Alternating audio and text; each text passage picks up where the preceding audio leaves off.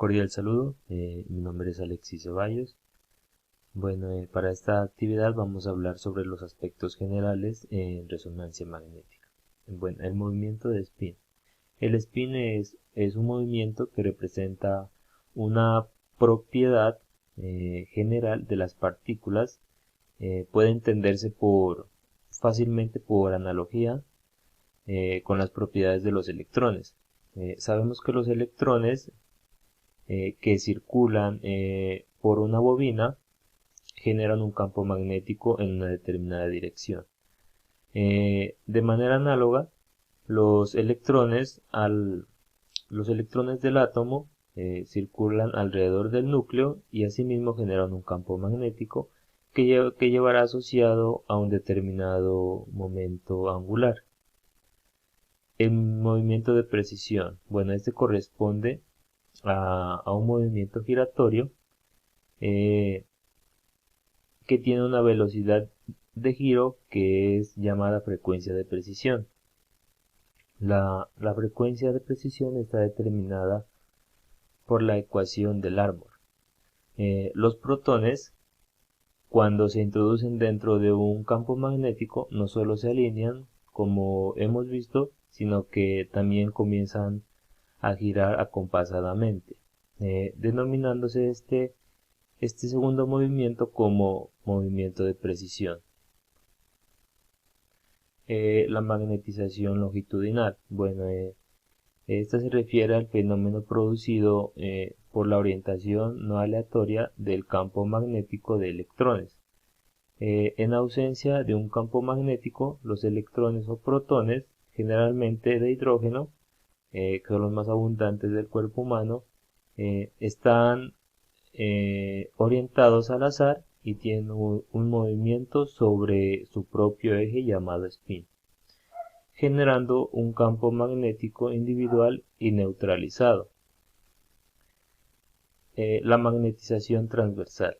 Bueno, los protones que estaban orientados aleatoriamente en otras direcciones, a derecha, a izquierda, hacia atrás y adelante, cancelando sus movimientos magnéticos, ahora se orientan todos en una nueva dirección perpendicular a la magnetización longitudinal y forman una magnetización transversal.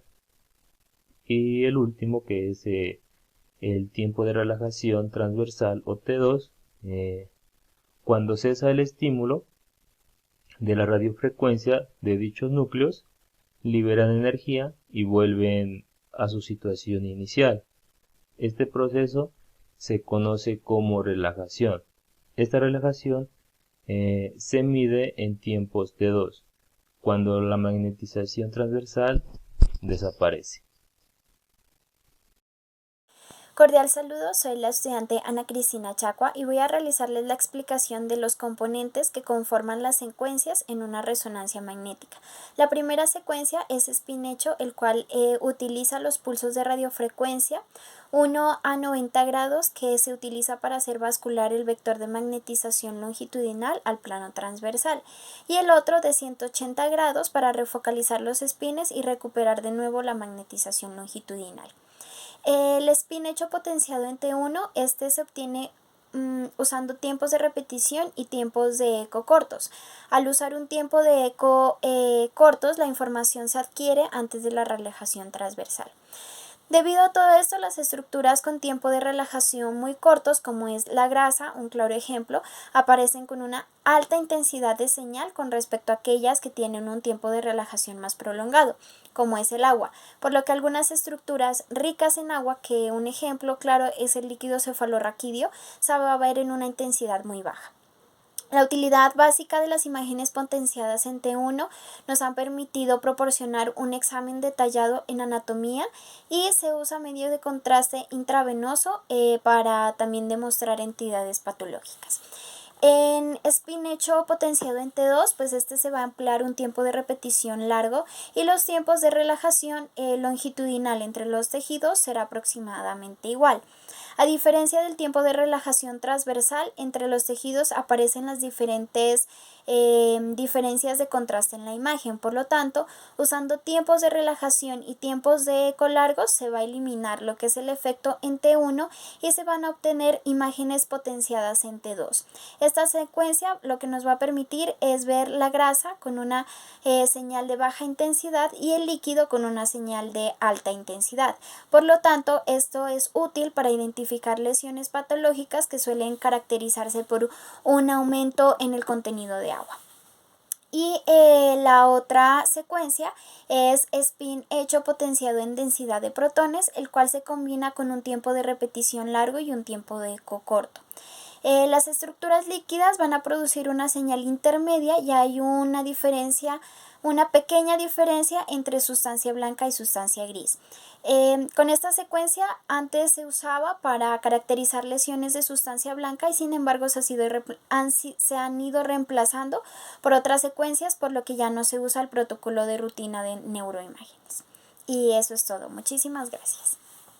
Dando continuidad a lo anteriormente mencionado por mi compañera, les vengo a hablar sobre la secuencia de inversión en recuperación. Esa secuencia consiste en emitir una onda de 180 grados antes de comenzar la secuencia normal. Con esto se aumenta la duración de la misma, pero al mismo tiempo se incrementa la potencia de señal obtenida y permite anular la voluntad de determinados tejidos, con lo que se aumenta el contraste. También les vengo a hablar sobre la secuencia STIR, que esta secuencia se da al emitir una onda de 180 grados, tanto la grasa como el agua van a empezar a relajarse desde valores negativos. Por ejemplo, si se comienza la secuencia en el momento en el que la grasa está pasando por un valor 0, se obtendrá una secuencia STIR. La secuencia FLAIR es lo contrario de la anterior. Esa secuencia se comienza en el momento en el que el agua está pasando por valor 0. Ahí se obtendría una secuencia FLAIR. Y por último, les hablaré sobre la gradiente de hecho. En esta secuencia, la puesta en fase de protones se consigue invirtiendo la polaridad del campo magnético externo. ¿Qué quiere decir esto? Que la máquina de resonancia magnética presenta varios imanes que al ir cambiando su polaridad influirán en los protones para que cambien su orientación. El ángulo de excitación que hemos visto, que era de 90 grados para las secuencias, ahora podría ser menor, lo que implica una mayor rapidez de la secuencia. Buenas tardes, mi nombre es Viviana Arango Caicedo. Yo les voy a hablar sobre la función de la resonancia magnética con medio de contraste. La resonancia con contraste es un estudio de imagen que funciona con el fin de visualizar órganos internos, vasos sanguíneos, tejidos dentro del cuerpo. La sustancia más común es utilizada con contraste de gadolinio, que es utilizada en resonancia magnética a través vía intravenosa. Esta se inyecta con el fin de unir una molécula orgánica que forma un medio de contraste inerte y no tóxico y debe ser administrado a pacientes con buena función renal. Hola, cordial saludo. Mi nombre es Steve Cruz y hoy quiero hablarles acerca de la jaula Faraday. Esta fue creada en 1833 por el físico Michael Faraday, de ahí el nombre de jaula Faraday. Esta está compuesta por un blindaje pasivo que limita la entrada y salida de ondas electromagnéticas en una sala de resonancia magnética. La cubierta en general de toda jaula debe estar cubierta por un material conductor eléctrico. El piso debe estar compuesto por un material antiestático. Debe tener unos filtros eléctricos, la cual impiden el paso del ruido por los cables eléctricos. Es decir, el piso de todas las jaulas deben de tener una característica específica que es antiestático, ¿no? Los cables eléctricos deben estar cubiertos por unos filtros eléctricos, los cuales repelen el ruido que pueden producir sobre las imágenes diagnósticas de la resonancia magnética.